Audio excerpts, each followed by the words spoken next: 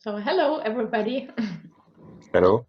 You had Hi. a nice lunch break and are not too tired. So I'm happy to tell you now a little bit about crowdfunding. Yes. So my name is Conny Weber. I'm working at the European Crowdfunding Network, and we are also a partner in the Block Pool project. Most of you know me from the contracting phase, so we were responsible for the open call and the evaluations. And maybe we work together closer on crowdfunding.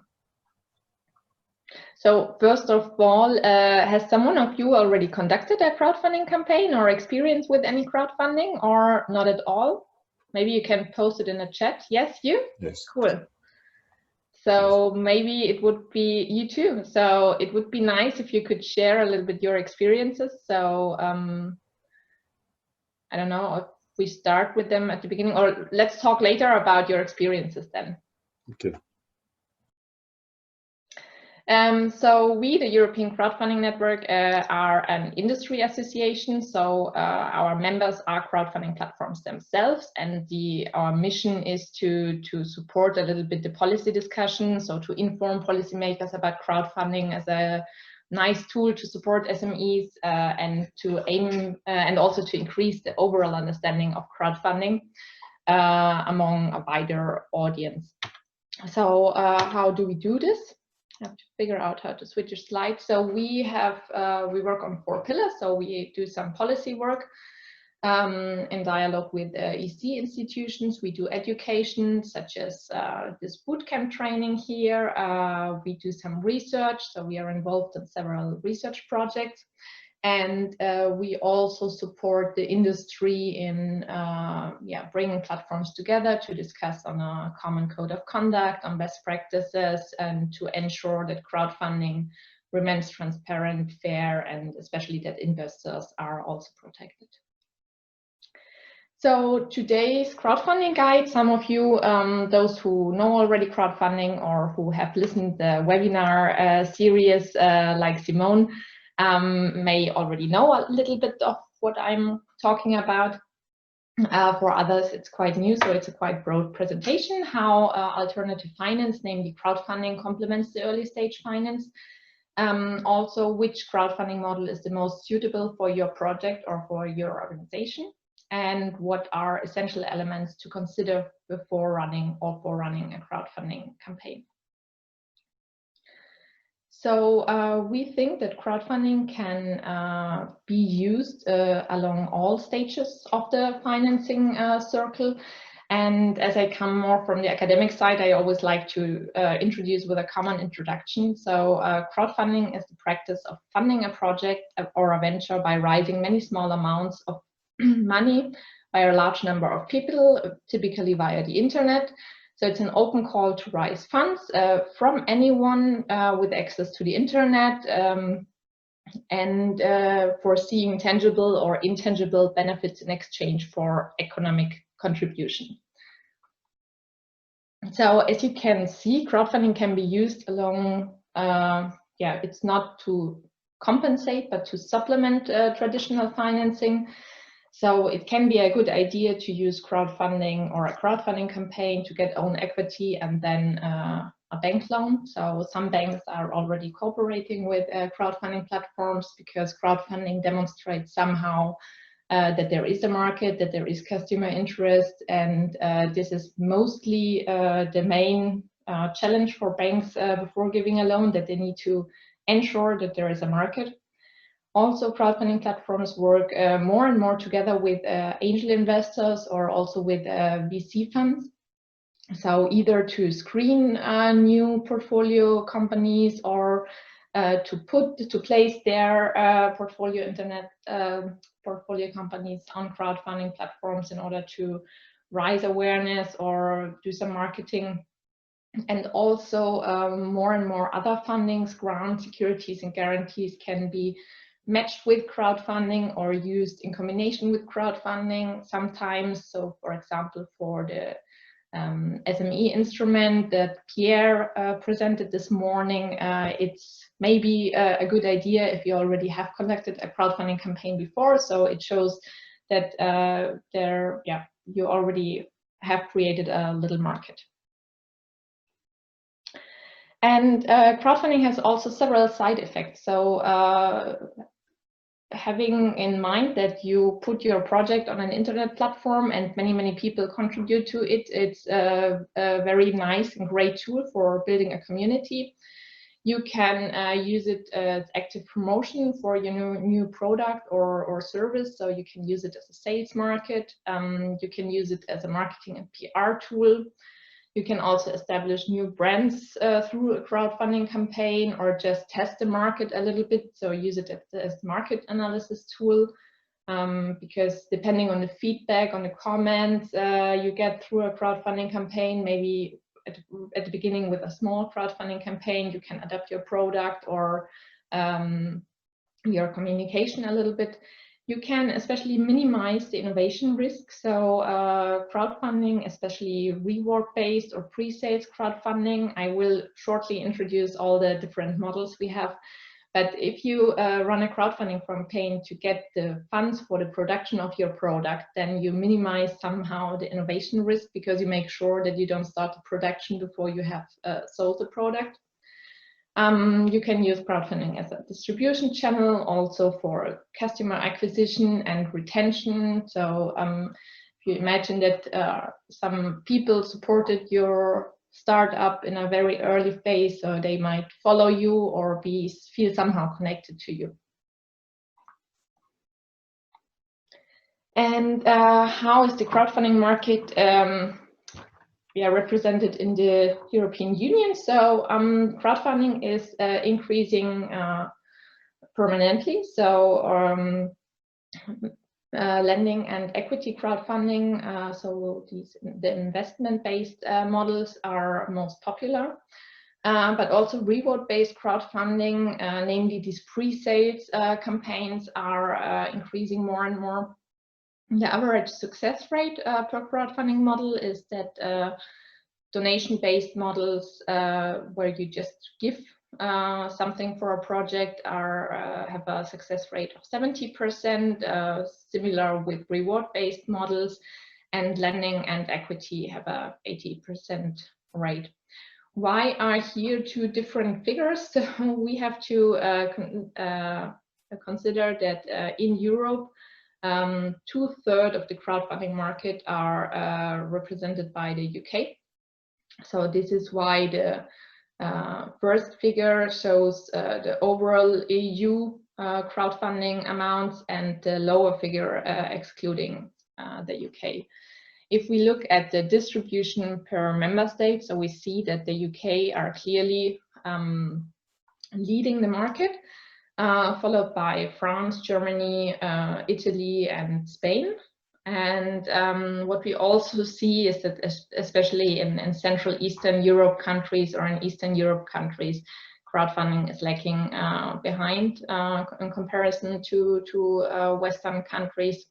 And the main reason for this fragmentation of the crowdfunding market in Europe, or for also hindering a little bit the uptake compared to other financial instruments in Europe, is the fragmented legal framework. So every member state in Europe has a different or own regulatory framework. You as blockchain startups may know this from your field, as with crypto assets happens exactly the same, that every country is doing their own regulation, and this is the same problem with crowdfunding. But there are good news. So we also supported this process, of course, with our members. So in the next year, so it's going to be decided it's already decided. The discussions are taking place end of this year for a new regulation. And this new regulation is called ECSP, so European Crowdfunding Service Provider Regulation. And this will allow a harmonized crowdfunding market in Europe. So from October 2021, ideally, if everything goes well, it will be possible that you can run a crowdfunding campaign across Europe. So not only depending on your country, or some platforms already offer cross-border transaction, but it's still, these crowdfunding platforms are limited, then not all countries are involved, and it's always a little bit difficult. So from end of next year on, we would have a common regulatory framework, so crowdfunding may grow as platforms can scale across different countries without major difficulties. So which crowdfunding model is the most suitable for my project or organization? I already dropped some names such as donation, lending, and reward-based. So basically crowdfunding can be roughly divided into non-financial crowdfunding and financial-based crowdfunding. So non-financial based crowdfunding are typical donations. This is nothing new. So it's just collecting donations for a project online, mostly for charity projects or anything with emotions, works quite well. Then reward-based based crowdfunding is related to a material return. So you give or you support a project with a certain amount, and for this you get either a t-shirt or a thank you, or maybe the finalized product. And then you have the financial-based crowdfunding, where you have equity crowdfunding platforms and lending crowdfunding platforms. So lending crowdfunding platforms differ not much from traditional bank loans. So it's basically you get a loan and pay interest for it, and people invest in your company and get some interest rates. And equity is quite interesting for growing. So you invite the crowd to become a shareholder of your company. In the recent years, we could also observe ICOs and STOs. So initial coin offerings are sometimes also considered as crowdfunding on steroids. And I think the peak is over, but it's a very interesting tool related to crypto, and considers also a kind of crowdfunding form. And based on the difficulties that ICOs have now, because they so the regulators do not basically ICOs are not always legal. So security token offerings are a new form where you can basically do kind of equity crowdfunding, and you tokenize your companies, and people can buy shares in forms of token. So what fundings can you count? So depending on the amount you're looking for your campaign, donation-based has an average of 10,000 euros. Reward-based projects have an average of 30,000 euros.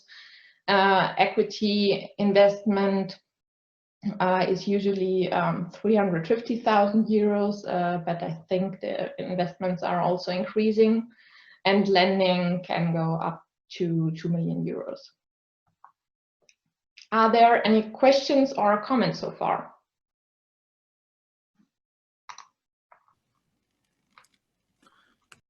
I will try to find... Yes, one question, Conny. Yes. Thank you. You just mentioned the common ground at the European level for having one single regulation.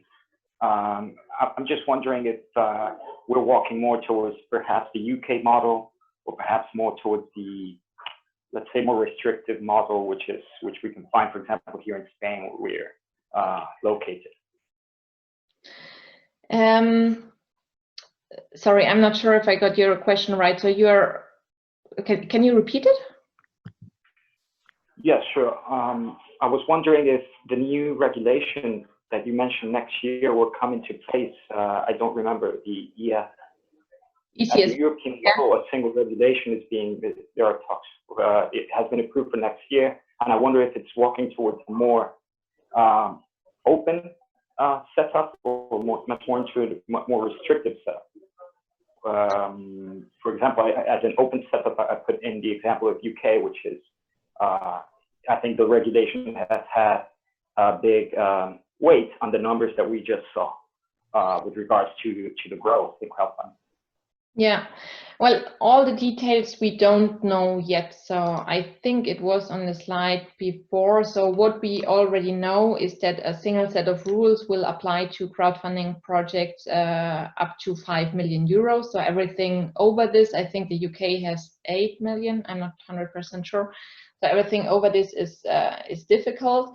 There will be stricter rules for protecting investors. So it will definitely not be that open as the UK model is, or provide that incentives, but it's crowdfunding, and it's not sure, or I don't know exactly how it will run with the existing regulation. So basically crowdfunding platforms work under their existing national regulations, but can apply to this ECSP to run crowdfunding campaigns in other countries. But all the details on how it will be structured and how open and restrictive it is are under discussion. So there have been large and ongoing discussions since 2018. So 2018, the Commission firstly presented this regulation, or this idea for regulation, and we, or more our members, contributed a lot to ensure that it goes into the right direction and does not provide regulation that hinders more crowdfunding. And we are quite confident, and we think that it will be, especially for Eastern Europe, a big step so that SMEs there can also access easier crowdfunding services. But all the details, so the discussions are starting, I think, in October this year. And yeah, then it will be tested also in the beginning. So I cannot tell you more than I know now. Conny, we had a question from Christophe. I guess, Christophe, you wanted to ask whether there was an EU regulation for crowdfunding to passport the services across border. Could you please tell us, Christophe, what you had in mind? Yes, I think it has been already just replied on the last slide with Conny just discussed about the next regulation. Yeah, Okay. so the current regulation is that you can passport your license. So the MiFID, you can, as a crowdfunding platform, you can apply for the MiFID license, and then you can passport your license to another country. This is what current large platforms are doing, which allows them to operate in different. Sorry, can you repeat? You can or you cannot? Yes, you can. So currently it's possible, but only a few platforms do this, as it is quite expensive. Because you know, last year we bought a crowdfunding platform in France, and we'd like to passport the agreement in another member state, and it was not possible. It was a platform lending based on the lending model. Okay, it depends maybe on which country. So do you have more information on what country accept to passport and what country do not accept to passport the license? Because you have to apply in France. You have to apply to have a license, and we tried to passport the French license to another country, and it was not possible. Okay, I'm sorry. So these details on national regulations are so specific, and it's really difficult to have an overview of the 28 different regulations and exceptions. And I knew Austria and Germany quite well. For France, I'm not exactly sure. What about Germany? Is it possible? As far as I know, it is possible. It's just extremely expensive and takes a lot of time. But yeah. but I'm not a legal expert. So maybe this can be a topic of the workshop tomorrow with Valeria. So we have Valeria from Dentons, and they are quite, yeah, they are focused on this. Well, we tried last year. We tried between France and Belgium, and it was not possible. Okay. I cannot tell you exactly the reasons why it was not possible, but because I'm not a legal expert. But it is difficult, but I know that some platforms manage to do this. Okay.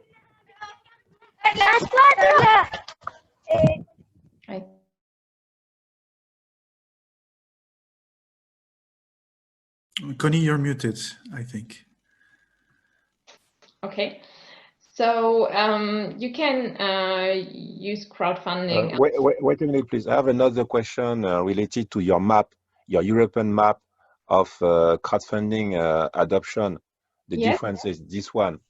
Can you explain again? Because I don't understand this. What does it mean? It means that except UK, what's next? What is the leading countries? This map reflects more or less. It's not really. So not all crowdfunding platforms are displayed there, but it reflects more or less the countries that have the highest crowdfunding volumes. So the UK represents 70% of the European crowdfunding market. So all crowdfunding transactions belong to 70% to the UK. Or you mean UK? It's 7 billion more. Yes. Transaction.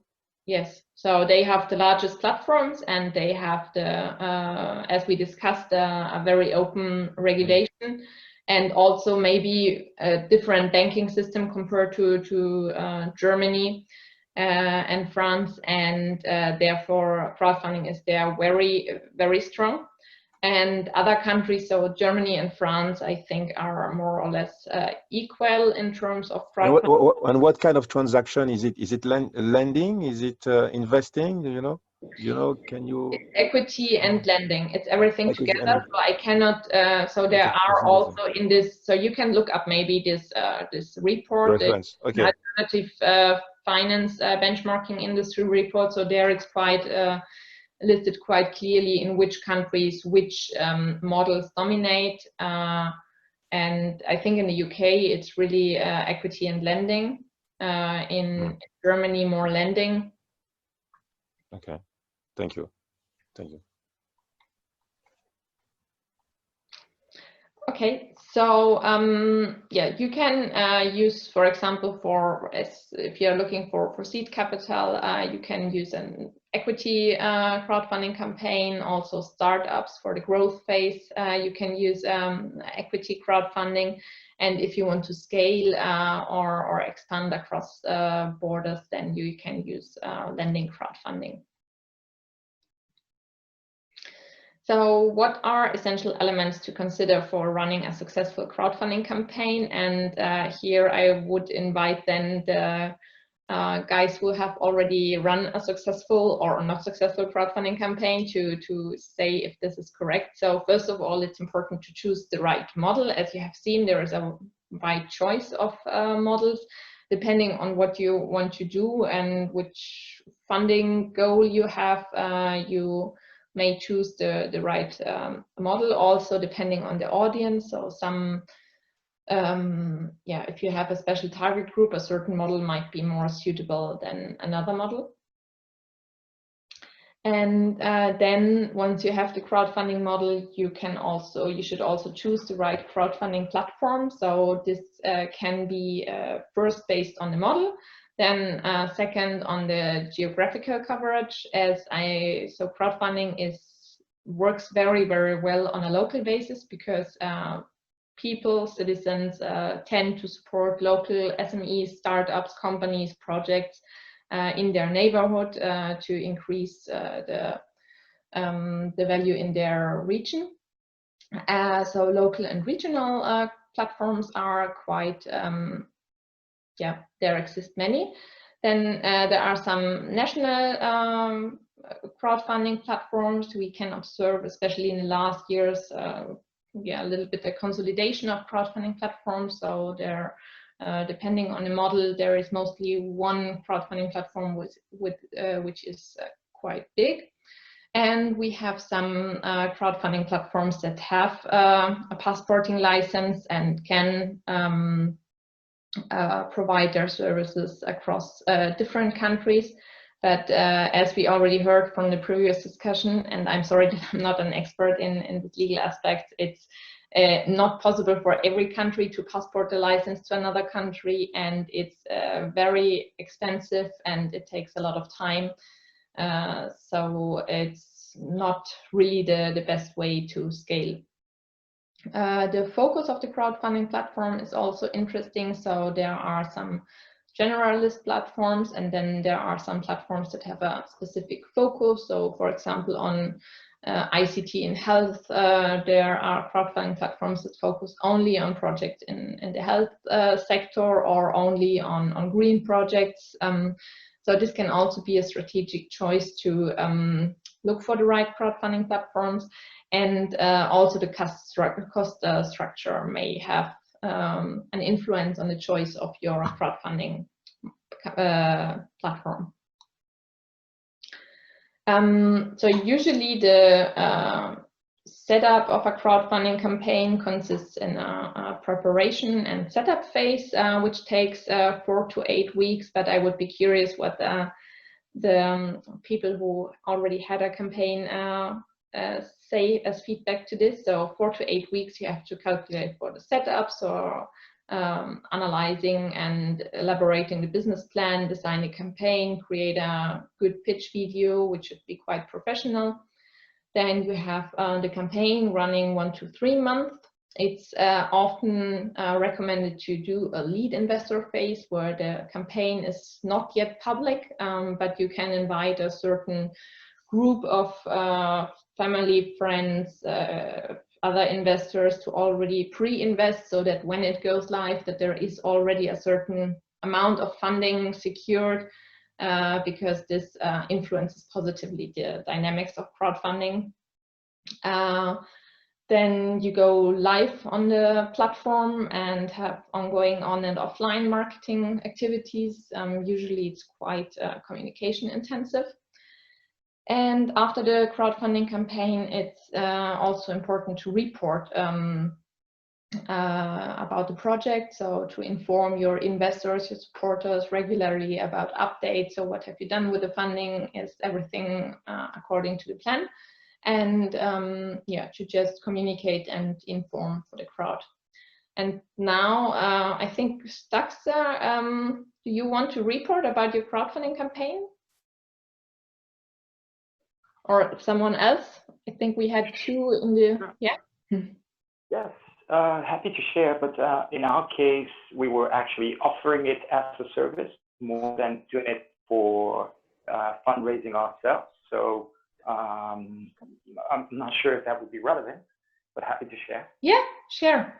Okay, well, in our case, Stage was initially founded as a crowdfunding project aimed at B2C, and we had a couple of experiences. We did 3 different crowdfunding campaigns, but well, the difference between the models presented here and ours is basically running it on the Ethereum network and crowdfunding with the token, tokenizing basically the or replacing the equity variable in the equation with the tokens. So we tried that during 2019. We did 3 different pilots for different event formats. We do this for live events, by the way, as mentioned earlier in our presentation. So our experience was a bit mixed. I mean, it served its purpose. It very much, as you can imagine, depends on the power of the network and let's say the hype that the project at hand may have. It worked the same way in our live events proposal for the solution, and we had some good experiences. We happened to provide enough liquidity and capital to those producers that required, and we were very happy to see, for example, a production to go forward with our support or with our engine for those for a production that if we were not there in the equation, we believe it would not have gone forward. So that's kind of a mission accomplished for us. However, I would underline the biggest learning is which is why my question came from there. From that angle is the regulation. It's quite restrictive and depends. Well, restrictive is a relative word, but we found it quite restrictive next to leading models like the one in for example, UK or perhaps the US. Yes, I mean, I think it's something that everyone needs to consider very carefully in their own terms. This lies in the hands of the financial regulators, as you mentioned. It's to the rationale is very much of these regulations is very much to protect those investors are contributing money. For example, here in the music space that we cover, we've seen bad scenarios where they use those funds for those funds raised, they use it for another purpose that it should have done. So that means mixing funds with other things. So you have to be careful also with which crowdfund engine you work with, develop the relationship and get to know them well, and get to know the regulation definitely.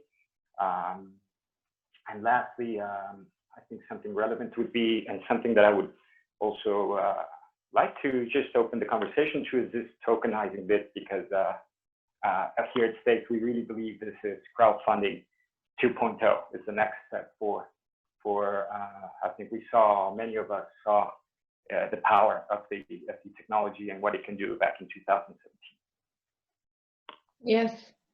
So thank you very much for sharing your experiences. I'm also very curious how this STO market will develop, because we also think definitely that it may become something like crowdfunding 2.0. But as you mentioned, so we managed it after I don't know how many years to harmonize crowdfunding the traditional way across Europe. So now with crypto assets, it makes everything a little bit more complicated, as there we have completely other regulations. And so there are some STOs active in Liechtenstein and also in Germany, which is very nice. They have also nice projects. So happy to discuss this also after this presentation. Is there anyone else who has run a crowdfunding campaign and wants to share a little bit his experience or experience? Yeah, hi Conny. Hi. Very quickly, so my former company did equity crowdfunding based in the Netherlands. So we raised 200,000 euros in 10 days. So I think that was commercially, it was quite successful. And I agree with the timeline. So I think it took 4 to 8 weeks to prepare and to set up the marketing plan and everything. So that went pretty well. I would like to add something, that you should not underestimate, let's say, the governance and all of the communication and alignment with your shareholders, right? So these people do become real shareholders under law. And they have all kinds of rights, depending on your jurisdiction. And also, if you don't see crowdfunding in isolation, like it's probably not your only way you're gonna raise funds. So keep in mind that somebody needs to follow up on this investment, and you have to provide these people some kind of exit, right? Those are often retail investors, so probably not the most experienced ones. So it would be a shame if they lose, if you lose their money basically, or never provide a return, or give them weak terms from which they can never exit, right? So if we're really honest, we did run into some trouble with this, and it took us a long time to get new investors on board who were willing to provide an exit for the crowdfunding people. So keep that in mind. And otherwise, I think it's a very interesting model, especially for early stage startups, definitely. Okay, so finally you managed it to find an exit scenario for your retail investors. So it went out good. Yes, yes. Well, I will not get into the details, but we promised, I think, well, fortunately, it was not legally binding what we promised, but we set expectations to do it in 3 years. But in the end, it took almost 5 years to provide exit opportunities to the crowdfunders. So, in a way, we kind of mismanaged expectations here and there. So next time we'll do it even better. Yeah, I think this is one of the bottlenecks of crowdfunding. So not only this limitation to national regulation or national borders, but also the lack of liquidity, especially in equity crowdfunding campaigns. If you're investing as a retail investor, you should know that you lose your money, or that it's that you cannot access it during several years.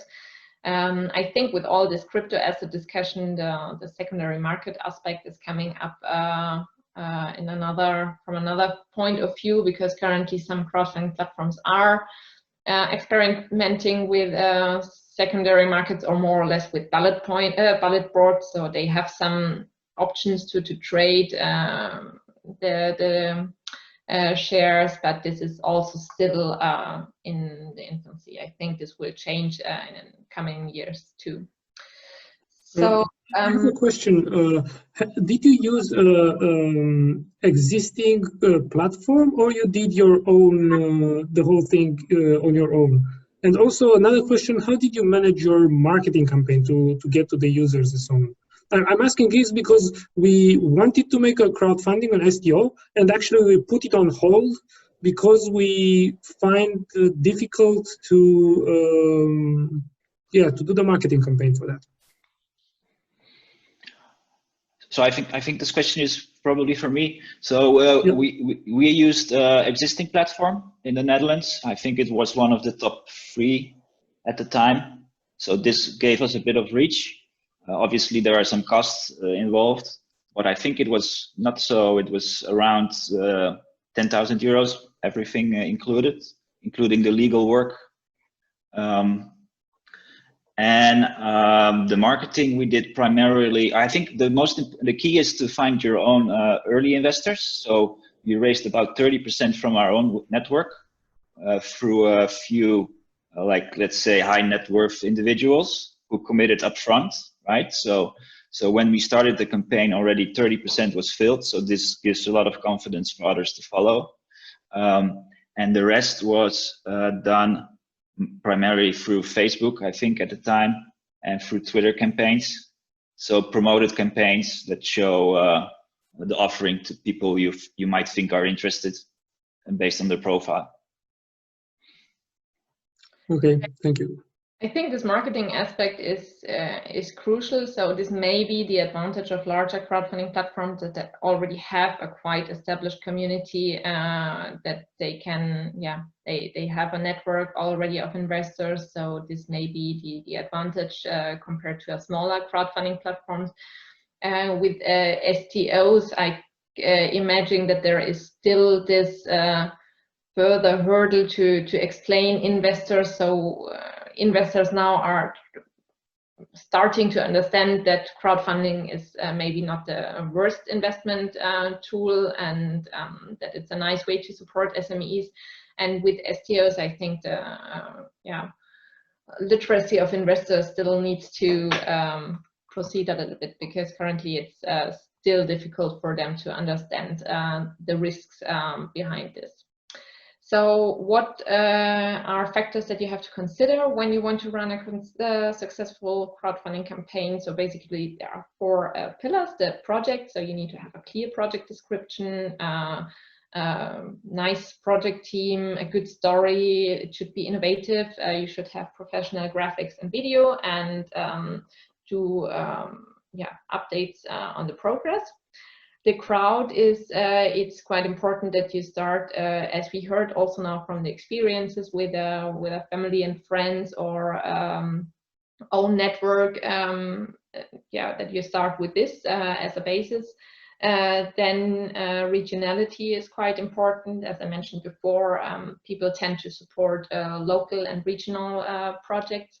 The selection of the platform can be crucial because some platforms have already a great community, others not.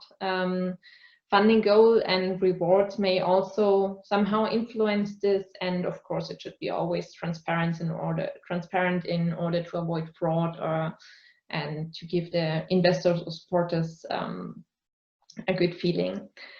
Then communication is extremely important. We also heard it from the discussion that it's also very challenging and might hinder it. So definitely crowdfunding is not for everyone. So if you are not willing or able to communicate in a very extensive way with emotion and passion online and offline, then maybe crowdfunding is not the right tool. So you are exposed to a wide audience. And of course, the person driving it is very important. So you need to be professional, you need to have an open mindset, and it also costs time and engagement. So yes. Crowdfunding can then be done in combination with other different sources. So I think this is an interesting aspect. Of course, this aspect in an equity crowdfunding campaign that you then have to crowd a shareholder and that it's difficult to come up with exit scenarios should be well thought at the beginning. I think crowdfunding platforms, at least larger ones, already offer some special contracts where you can think ahead in order to avoid there some problems. And also more and more public funds are looking to match public funding with crowdfunding. I think it's for banks and for other grants, it's always beneficial if you are planning to run after the project or before the project a crowdfunding campaign, either because you want to make the project sustainable and increase the funds or leverage some public funding with private funding. So these are always nice stories. And if we look at the Commission programs, we see that there is a large gap to cover all the costs, for example, for the EU Green Deal, to cover the costs that, or the gap between the public funding available and needed. So there is a demand for private investments in crowdfunding, maybe amongst traditional finance, such as VC funds or business angels. Another tool, especially with the new regulation, may be increasing. So thank you very much. I would like to take up again the discussion. So maybe Simone, he was present in the last webinar and followed up with a colleague. So maybe you can report about your ideas you have for running a crowdfunding campaign, because I like this idea very much. Do you want to report about this? Hello, can you? Hello. The camera is on too. Yes. Yes, I also had a meeting with Maurizio. So we analyze your colleague, Conny, and we analyze the different possibilities. My idea is more to go for a reward crowdfunding. And the fact is that a reward crowdfunding for a technological platform is not so simple. But now we are working also on a hardware tool that is going inside the motorcycle, is going to work as a GPS alarm with tracking, with system in case of accident, with a call for, but it also will connect the motorcycle directly to the blockchain. So it will be a very interesting things. And so with this, we are thinking to be able to go for a reward crowdfunding. What are the most important points that we need to evaluate? First of all, what platform? Do you want to go only in one region? So our first two markets are Italy and Spain, but we want to go globally. So it's good to start with a Spanish platform, an Italian platform, a European platform, or maybe goes for a big platform like a Kickstarter.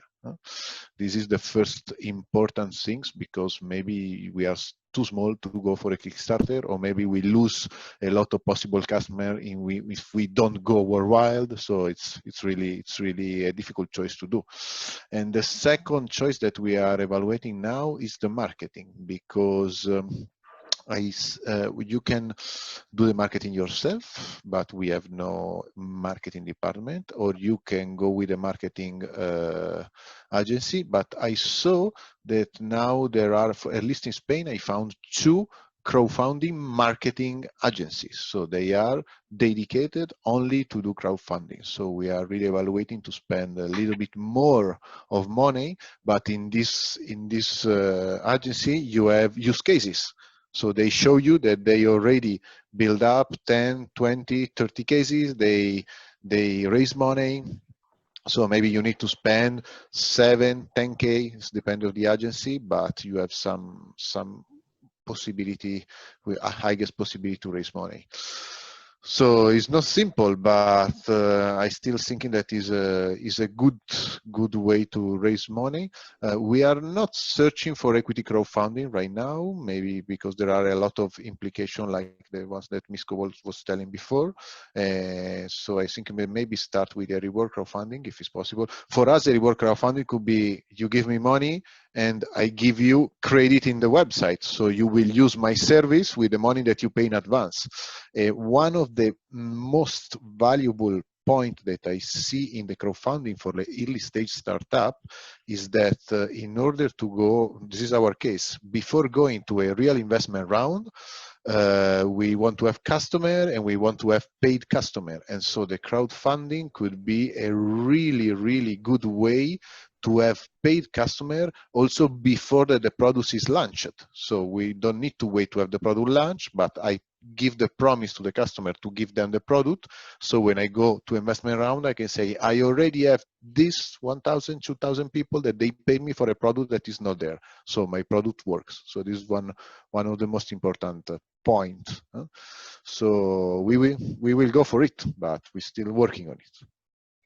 Yeah, so I wish you good luck. I think these are all very valid points. So the choice of the platform is difficult. You really need to know which platform. Maybe it's a good idea to start with a small local platform that you can test a little bit your campaign and then run it on in another country again. And once you have really collected some experiences, go for Kickstarter. The problem with Kickstarter is that you really need to have a big audience and to create somehow attention with the good marketing, because otherwise you just get lost in the ocean.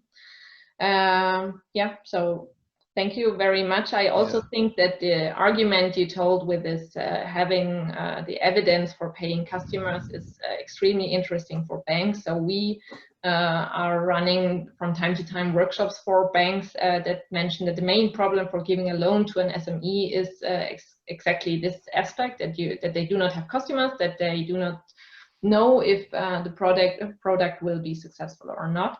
And this can be a good proof. And I know in Germany there are some reward-based platforms cooperating with banks already, so that you get easily a loan of 50 or 100K after a successful small reward-based campaign. So this can be an option.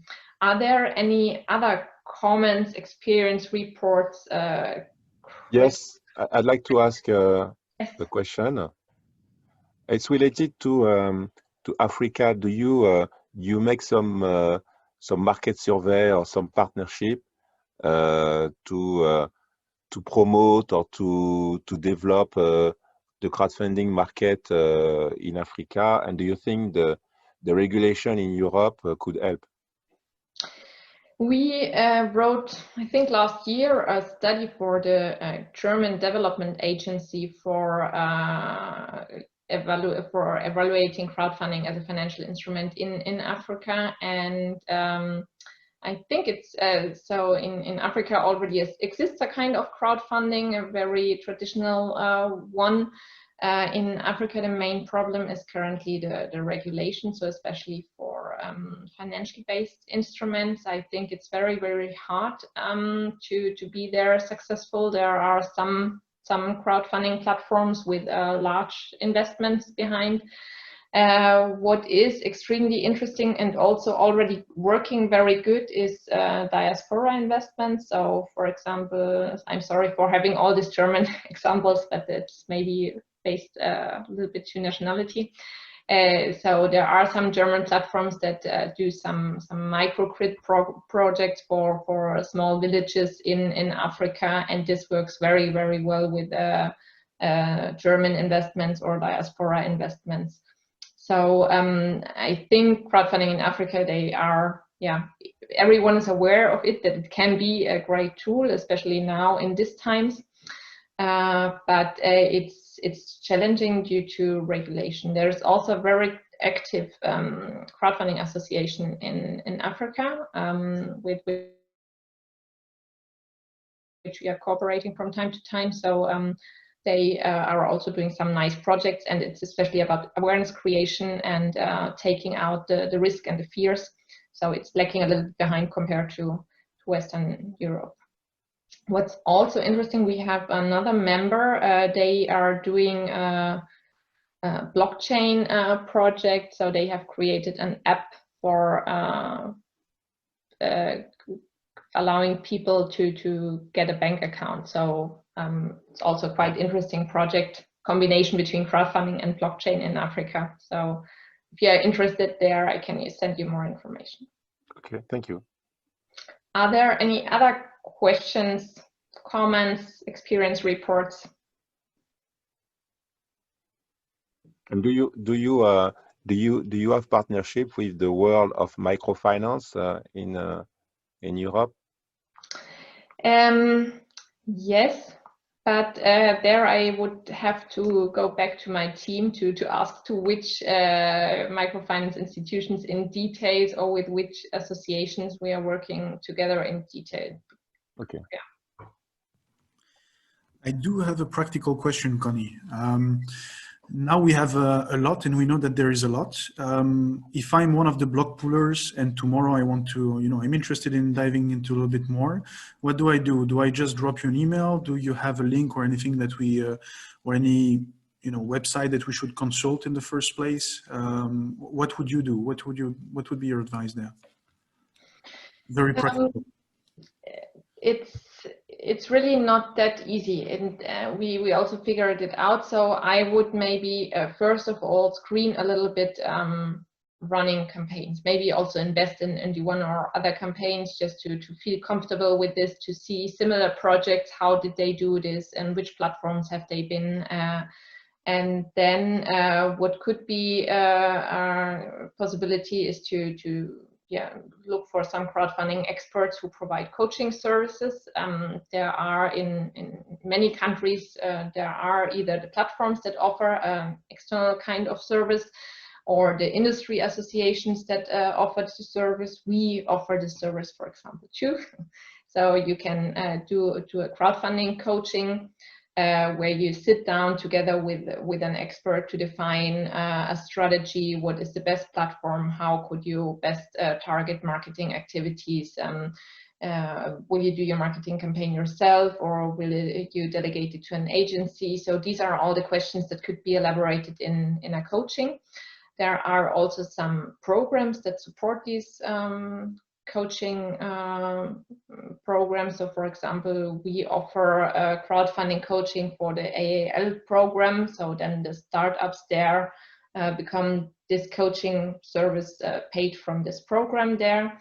I assume that crowdfunding coaching, either by us or by anyone else, so I don't want to make advertising for us, so for every crowdfunding expert or national industry association, it may also be possible to cover it with block pool funds if you're interested. So I think we want commercialization, so if you prepare a marketing campaign or a crowdfunding campaign, this goes exactly in this direction to attract your first customer, so it's absolutely eligible. And yes, of course, you can also start with just dropping me a mail, and happy to support you further. Thanks, Conny. So, is there a small final question, because otherwise I would leave the session, because the next one is starting in a few minutes.